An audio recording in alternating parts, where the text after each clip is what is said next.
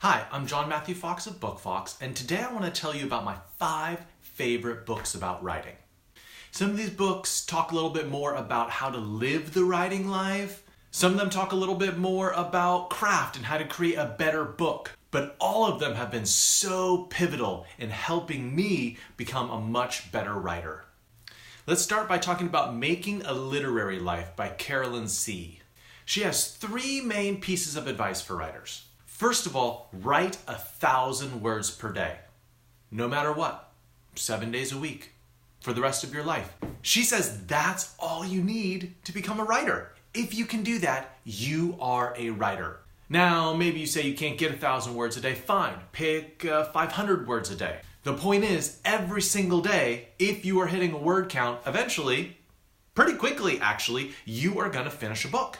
She also says that you should write an email to someone in your industry once a week. Find an agent, find a fellow writer that you really admire, find an editor, find someone who organizes readings around town, and simply write them a note and tell them that you appreciate them. It's not about trying to get something from them, it's just about establishing connections with people. And lastly, she talks about the power of positive affirmations for becoming a writer. Nothing is more disappointing as a writer than the avalanche of rejection that you get, the feeling that you are not a writer, the feeling that you're not good enough, even though your mom constantly tells you you are good enough. Sometimes you need a little bit more affirmation. So she recommends constantly telling yourself that you are a writer, telling yourself that you do have something to share with others. And that self-affirmation is going to help you become a better writer. Let's talk about Still Writing by Dani Shapiro. I love this book because it is full of such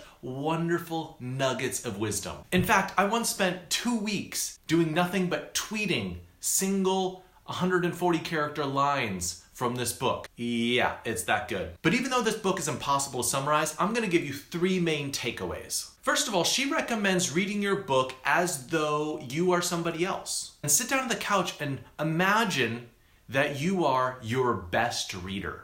It's really the technique of an actor, right? You are pretending to be someone else so you can get enough distance from your work to evaluate it correctly. And that's really the main problem with editing, is that we have a really hard time seeing what another person would see in our work. We're always looking at it through the lens of us. Second, she recommends valuing your first book time, the time when you were working on your very first book. There are no expectations on you because of your audience. You have complete freedom to create whatever you want to create. Don't be in such a rush to become famous or to become rich that you miss out on the joy of creation.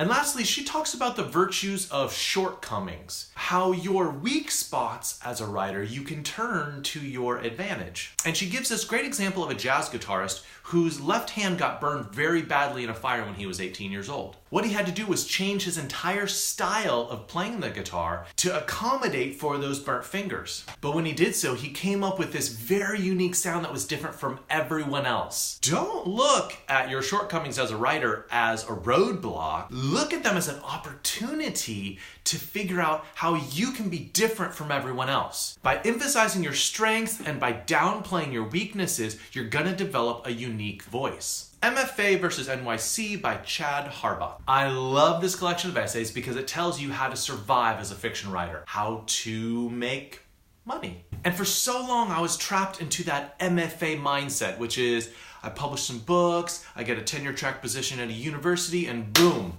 I'm set. But this book really opened my eyes to the wide possibilities of how you can earn money as a writer. For instance, the NYC model. This is the model where you publish a big book, you get a big advance, and you write for a living. Maybe you do some journalism on the side, you write for some magazines, you do some freelancing, but ultimately it's the combination of freelancing and book advances that you live on. Essayists in this book talk about earning money through journalism.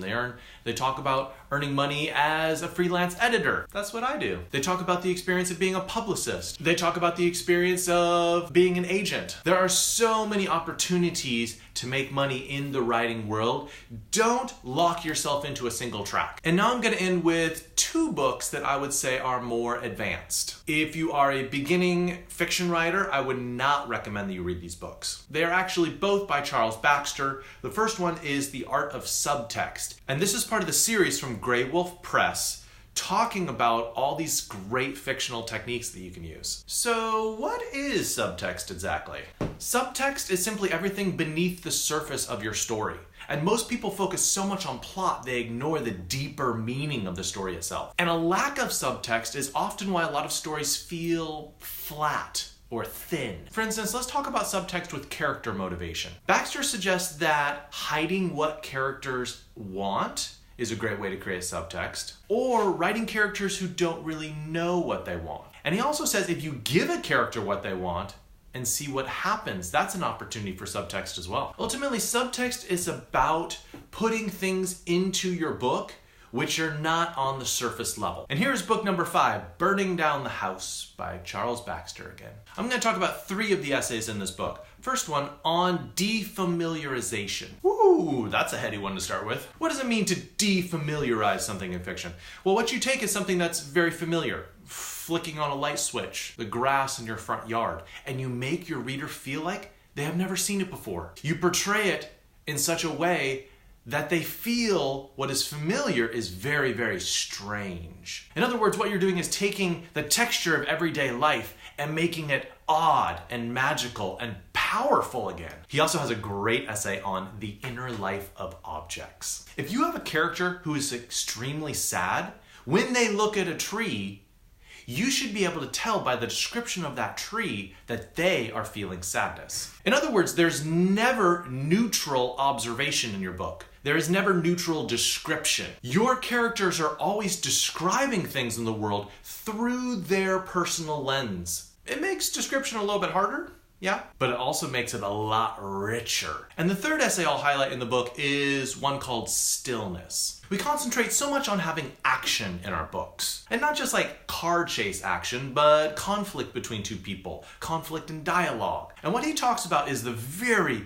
elusive possibility of trying to create a moment of stillness in your book. A kind of, Zen stillness, and how that really transports the reader and provides this crazy contrast between all the action parts in your book. All right, so those are the 5 books which have made a pivotal impact in my writing life.